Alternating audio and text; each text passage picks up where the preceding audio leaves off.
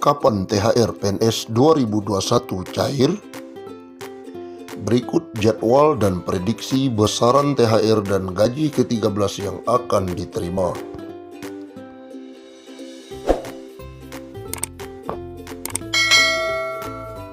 Simak jadwal dan prediksi besaran THR dan gaji ke-13 tahun ini.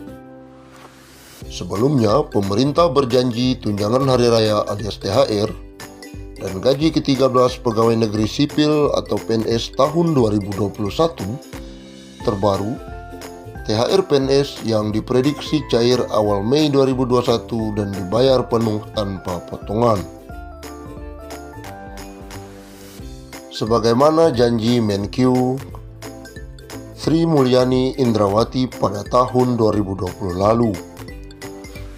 Janji tersebut dilayangkan Sri Mulyani karena tahun lalu pemerintah tak bisa membayar THR sekaligus gaji ke-13 kepada PNS karena anggaran fokus untuk penanganan pandemi COVID-19. Gaji ke-13 dan THR sesuai ketentuan sebelumnya akan dibayarkan secara penuh sesuai dengan tunjangan kinerja, ungkap Sri Mulyani dalam konferensi pers RAPBN dan Nota Keuangan 2021. Jika THR PNS 2021 benar-benar cair, PT Bank Permata Tbk Joshua Pardede menuturkan, dampak kebijakan pencairan THR cenderung terbatas dalam peningkatan konsumsi masyarakat. Sebab PNS tak lebih banyak dari pekerja di sektor swasta maupun sektor informal.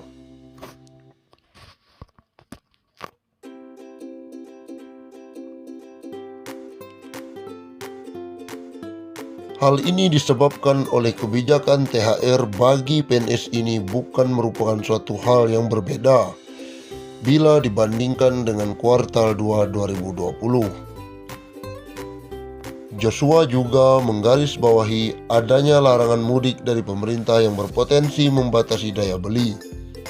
Artinya, sekalipun THR cair, aliran konsumsi menjadi tak merata di setiap daerah.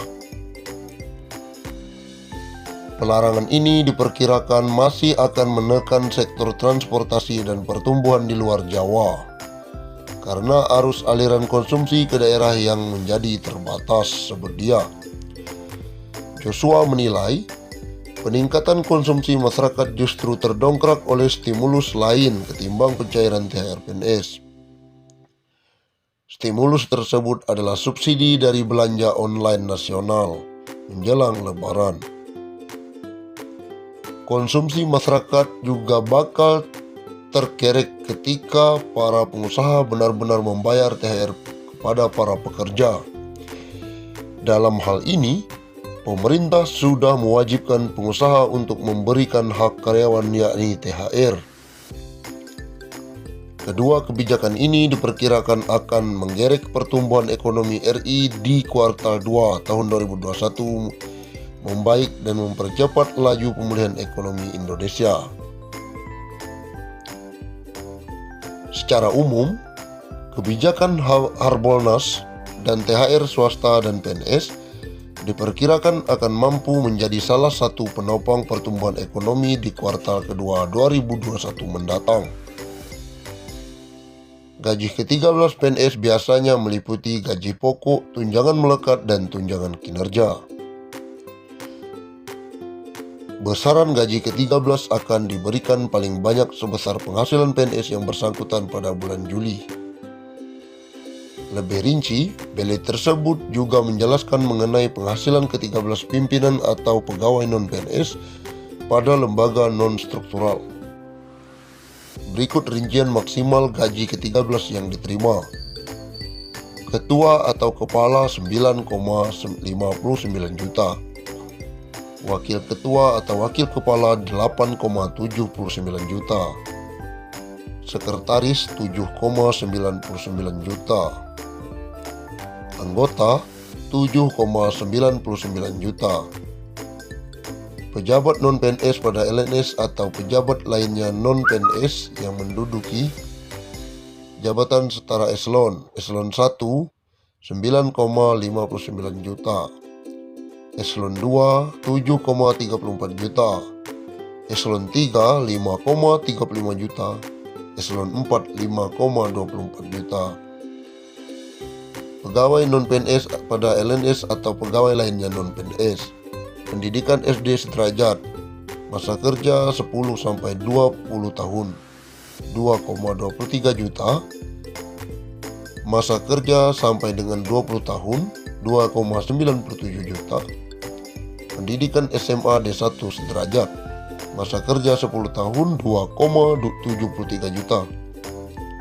Masa kerja sampai 10-20 tahun 3,15 juta. Masa kerja sampai di atas 20 tahun 3,73 juta. Pendidikan D2 D3 sederajat. Masa kerja 10 tahun 2,96 juta. Masa kerja di atas 10-20 tahun 3,41 juta. Masa kerja sampai di atas 20 tahun 4,04 juta. Pendidikan S1 D4 sederajat. Masa kerja 10 tahun memperoleh 3,48 juta. Masa kerja sampai di atas 10-20 tahun 4,04 juta. Masa kerja sampai 20 tahun 4,76 juta. Pendidikan S2 dengan masa kerja 10 tahun 3,73 juta. Masa kerja di atas 10-20 tahun 4,3 juta. Masa kerja di atas 20 tahun 5,11 juta. Sedangkan THR nilainya dihitung dari jumlah gaji pokok yang diterima PNS beserta tunjangan-tunjangan yang melekat di dalamnya. Berdasarkan peraturan pemerintah nomor 15 tahun 2019, besaran gaji pokok PNS berjenjang sesuai golongan dan lama masa kerja. Golongan 1 dari 2.300.000 hingga 2.600.000. Golongan 2 3.300.000 hingga 3.800.000. Golongan 3 4.200.000 hingga 4.700.000. Golongan 4 5 juta hingga 5.900.000. Untuk tunjangan PNS yang melekat antara lain tunjangan anak, tunjangan suami istri, dan tunjangan makan. Tunjangan makan yang diatur dalam Peraturan Menteri Keuangan nomor 32 tahun 2018 yakni 35.000 untuk golongan 1, 37.000 untuk golongan 2, 41.000 untuk golongan 3. Lalu, PNS juga mendapatkan tunjangan suami istri yang besarannya sebesar 5% dari gaji pokok. Terakhir, yakni tunjangan anak yang ditetapkan sebesar 2% dari gaji pokok per anak dengan ketentuan maksimal 3 anak.